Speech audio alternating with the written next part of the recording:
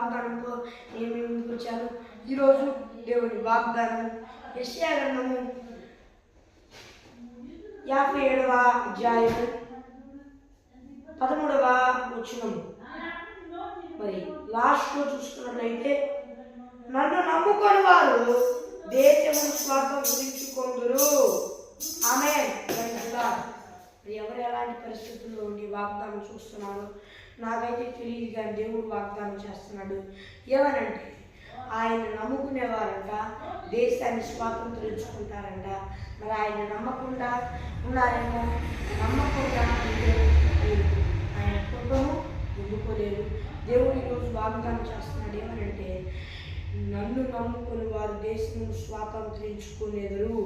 నేను వారికి తోడై ఉండి వారి పక్షులను వహించి నా కృపతో వారికి కృపనిస్తా, వారికి అధికారం ఇస్తా, సమస్త దురాత్మల మీద అధికారం ఇస్తా, సమస్త సైతాన్ శక్తుల మీద అధికారాన్ని ఇస్తా.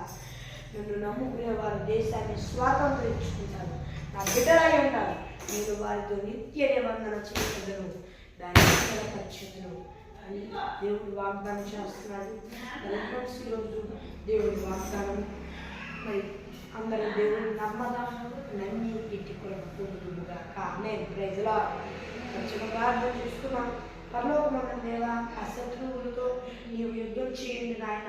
యేసయ్యా, నేను నమ్ముకునే వారికి ఇంటి కృపనిస్తా అంటున్నావు. ఇక నుండి మేము నేను నమ్ముతున్నాం దేవా. మా యాళ్ళ నీ కృప చూపించండి అయ్యా, నీ కృప చూపించండి అయ్యా. యేసయ్యా నాయన, మా యాళ్ళ నీ ప్రేమ నీ కృప ఉంటేనే యేసయ్యా మాకు ఈ మాటలు చెప్పావు. ఇక్కడ నేను నమ్మే బిడ్డలంగా ఉంటా. నీవే కృప చూపించమని వేడుకుంటూ దేవా నాయన, నీ కృపను బట్టి స్తుతిస్తూ యేసు నామములో నడుచున్నాను నా పరమ తండ్రి. ఆమేన్, ఆమేన్, ఆమేన్. మరి ఫ్రెండ్స్, మరి మీ ప్రార్థన అవసరం కొరకు ఇక్కడ 6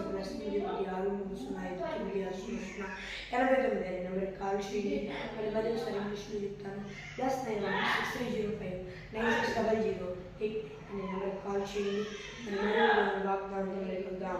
అంతవరకు ఉపాసస్తులు మనందరికీ తోడై నడిపించి కాపాడి సంరక్షించుడుగాక. ఆమేన్. Praise the lord.